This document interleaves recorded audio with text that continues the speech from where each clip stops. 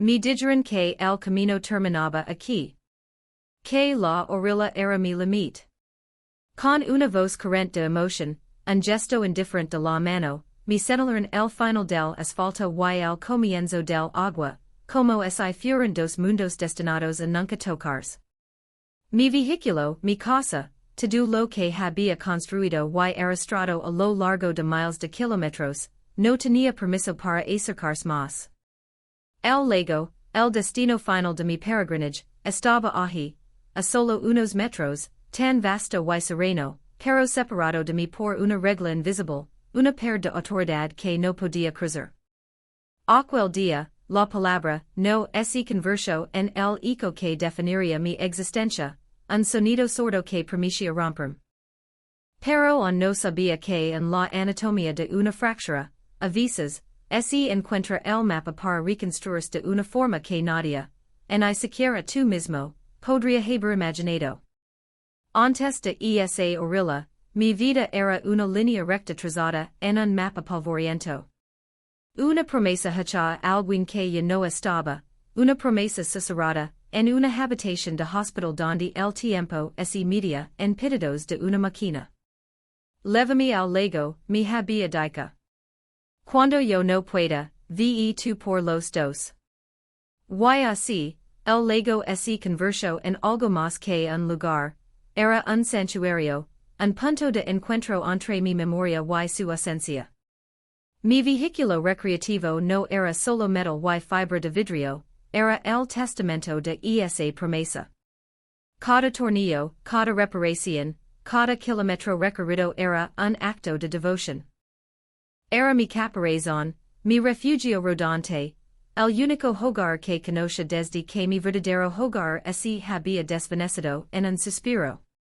Dentro de sus paredes guardaba las fotografías, los libros que leíamos juntos, el olor de su perfume impregnado en un cajón que me negaba a lavar. Vivía en un museo de recuerdos en movimiento, y creía que la felicidad era simplemente llegar, estacionar junto a esa agua sagrada y finalmente decar, lo logramos. La ingenuidad de ese pensamiento me abruma ahora. Creía que el viaje era la parte difícil, que el destino me recibiría con los brazos abiertos. Conducía con una esperanza casi infantil, viendo en cada atardecer una señal, en cada pueblo una parada temporal antes del paraíso prometido. El mundo exterior era un borrón a través del parabrisas, un paisaje que servía de telón de fondo para mi misión personal. Era un hombre con un propósito claro, una flecha de inspirada hacia un blanco fijo. Y cuando una flecha vuela con tanta certeza, no contempla la posibilidad de encontrar un muro justo antes de dar en el blanco. El muro legó en la forma de un hombre con un uniforme y un portapapeles. Se acercó con la parsimonia de quien disfruta su pequeño dominio. No puede aparcar aquí, dijo, sin mirarme a los ojos, su vista fija en mi matrícula, como si los números y las letras contuvieran toda la historia de mi insolencia. Intent explicarlo. Mi voz temblaba un poco, desnudando una vulnerabilidad que me avergonzaba. Lo hablo de mi viaje, de la promesa, de la necesidad casi física de estar cerca de esa agua. Lo señal el lago, su superficie como un espejo perfecto del cielo, y lo dije que solo necesitaba un pequeño espacio, un rincón para respirar y recordar. Él me miró entonces, por primera vez, con una mezcla de lástima y fastidio. Las reglas son las reglas, sentenció. Y luego pronunció las palabras que se clavarían en mi alma durante meses. Este lugar no es para gente como usted. No hay un camino para su vehículo. No había malicia en su voz, solo la fría y absoluta certeza de los hechos. No había un camino. Mi vehículo, mi vida entera, no estaba diseñado para el destino que yo había elegido. La barrera no era de concreto, era de propósito. Mi casa rodante estaba hecha para el asfalto, y mi sueño estaba hecho de agua. Eran incompatibles. Mi entrego una multa, un papel que se sencha tan pasado como una lapida, y marcho. Mi quid solo, con el motor en caliente y el corazón helado, mirando el espacio infranqueable entre la tierra y el agua, el abismo entre mi realidad y mi anhelo. Esa noche, y los que siguieron, se convirtieron en una sola y larga penumbra. A park donde me permitieron, en un terreno baldío a varios kilómetros de la orilla, pero cada mañana, como un ritual masoquista, caminaba hasta el límite prohibido. Me sentaba en el polvo y observaba el lago. Observaba como el sol nacía sobre él, como el viento llegaba con su superficie, como los barcos de otros, barcos ligeros y adecuados, se deslizaban sin esfuerzo hacia su centro. Sentia una envidia tan profunda que me quemaba por dentro. Ellos pertenecían. Yo era un extraño, un ancla en tierra firme. Mi RV, antes mi orgullo y mi libertad, se transformó en mi prisión. Sus cuatro paredes, que antes me protegían, ahora me asfixiaban. Cada objeto en su interior me recordaba el fracaso. La fotografía sobre el tablero parecía mirarme con decepción. La promesa que había sido mi motor ahora era mi juez. Mi sencha hueco. El dolor no era agudo, sino sordo y constant, como el zumbido de un motor que nunca se apaga. Dejé de cuidarme. Dejé de cuidar el vehículo. El polvo se acumuló, la comida se agotó, y el silencio se hizo cada vez más denso. Hablaba solo, a veces susurrando, a veces gritando a las paredes que no respondían. Lo hablaba ella, pidiendo perdón. No pude, lo siento, no pude llegar. Me estaba desintegrando lentamente, varado en la orilla de mi propia vida, viendo mis sueños flotar a lo lejos, inalcanzables. La lluvia llegó una tarde, sin previo aviso. Gotas pesadas que golpeaban el techo de metal de mi encierro como un tambor fúnebre. Salí y me quid de pie, dejando que el agua me empapara, esperando quizás que me limpiara o que simplemente me disolviera. Fue entonces, con el agua corriendo por mi cara, confundiéndose con lágrimas que yo no sabía que estaba derramando, que six algo. Una hoja seca, arrancada de un árbol por el viento, cayó en un charco a mis pies. Por un segundo, se hundió, pero luego, contra toda lógica, volvió a la superficie. Flotaba. Era frágil, estaba muerta, pero se sostenía sobre el agua. Y se movía, empujada por la corriente minúscula del charco. La observé durante un tiempo que me pareció eterno. La hoja no luchaba contra el agua. No intentaba ser una piedra para resistirla, ni un pez para conquistarla. Simplemente, usaba su naturaleza, su ligereza, para coexistir con ella, para dejarse llevar. Y entonces, una idea absurda, una locura nacida de la desesperación más absoluta, comenzó a formarse en mi mente. Mi gyre y mire mi RV, mi ancla pesada y terrestre. Mire su chasis, sus rutas, su motor diseñado para devorar kilómetros de asfalto. Y luego volví a mirar el lago. No hay un camino para su vehículo, había dicho el hombre. Y tenía razón. No había un camino existente.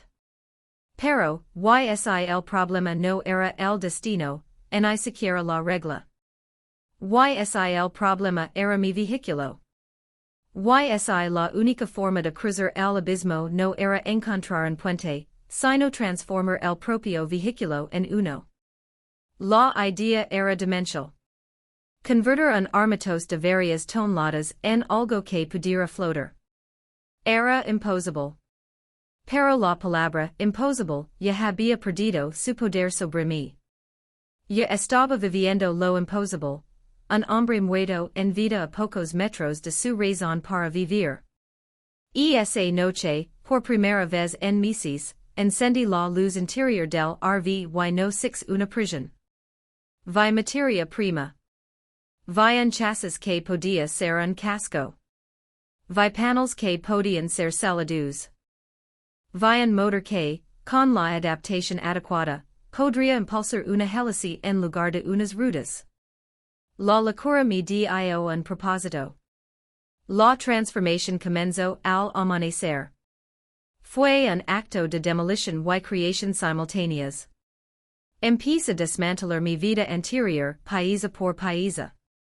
Arranqué los asientos que habían acumulado tantos kilómetros de esperanza inútil.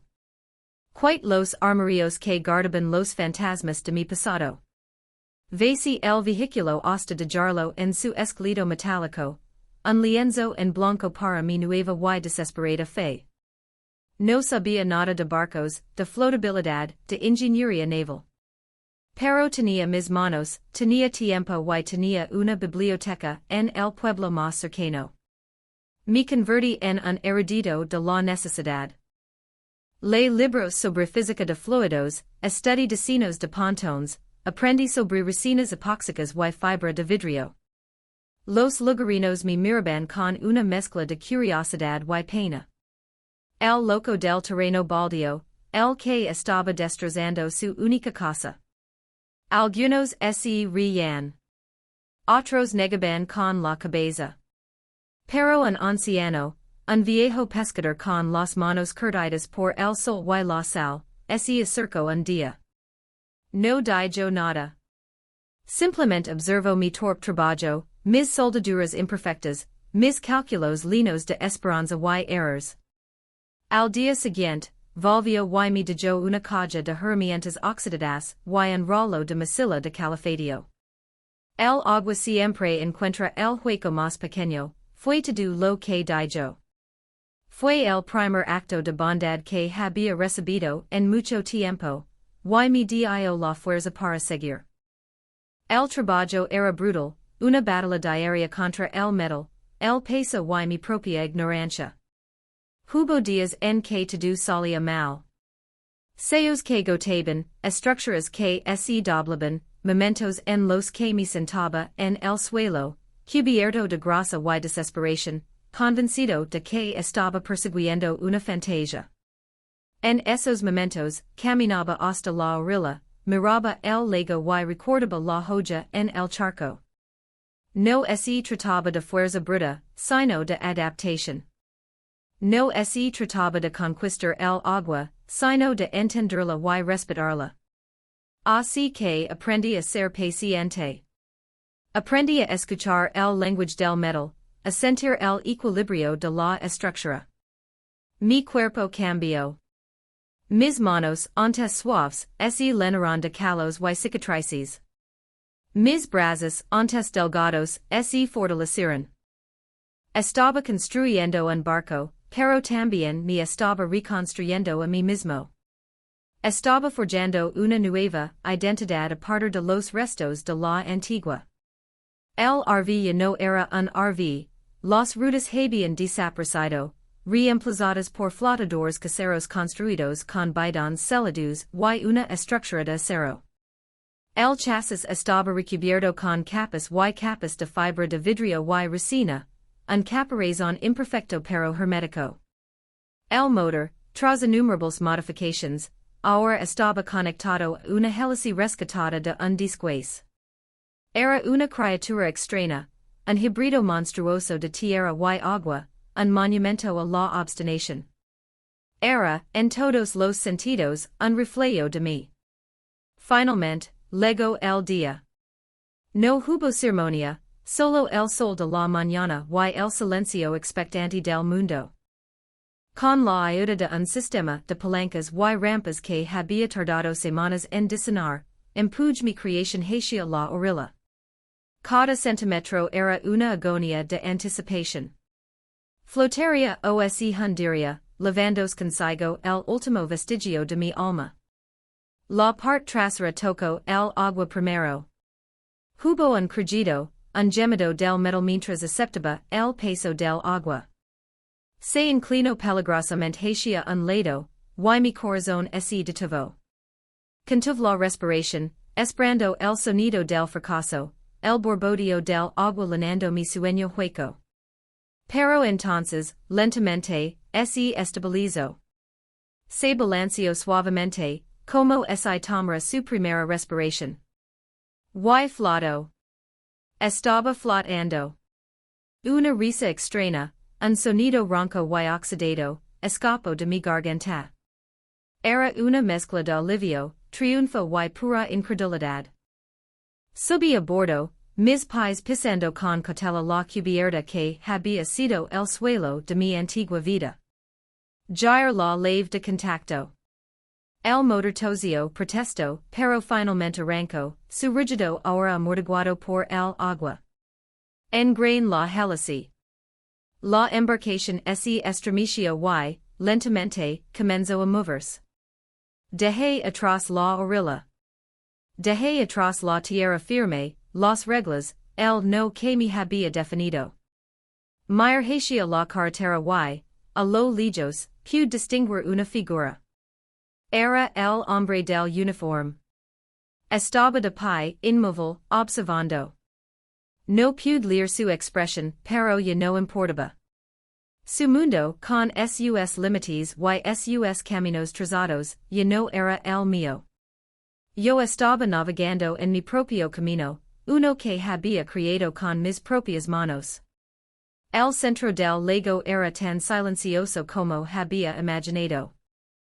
Apague el motor y dejé que la corriente me meciera. El sol calentaba mi cara. El agua se extendía en todas direcciones, un horizonte infinito de posibilidades. Sac la vieja fotografía y la sostive. Lo logramos, sur. Pero la victoria es esencia diferente a como la había sonado. No era una victoria sobre la regla o sobre el hombre que la impuso. Era una victoria sobre mi propia concepción de los límites. El no que me habían dado no había sido un final, había sido un catalizador. Me había obligado a romper para poder renacer más fuerte, más ingenioso, más libre de lo que nunca hubiera sido si simplemente me hubieran dejado aparcar. Comprendí que el objetivo nunca fue la orilla. El objetivo era aprender a navegar. El lago no era un destino, era una lección.